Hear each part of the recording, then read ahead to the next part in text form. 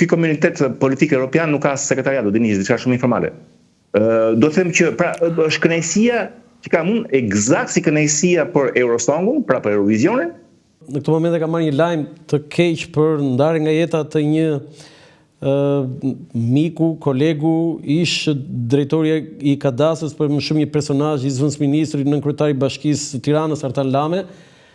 Nuk gjej fjalë për të ngushëlluar familjarët e tij, miq të afërmit, sepse unë kam pasur vetë një mik, një bashkëpunëtor, ka shkruar parathonien e librit tim 100 vrasjet më të bujshme në historinë e shtetit shqiptar, por unë e çmoj Atanin më shumë si një studios dhe si një njeri që arriti të lërë gjurmë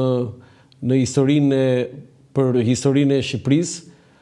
Dhe me të vërtetë ky është një lajm shumë i rëndë. Artan Lame ka ndruar jetë sipas informacioneve në Gjermani pasi ndryrje në zemër. Ai para disa vitesh bëri një ndryrje në zemër dhe të gjithë besuam që shpëtoi, por kjo e sotme pas ka qenë fatale.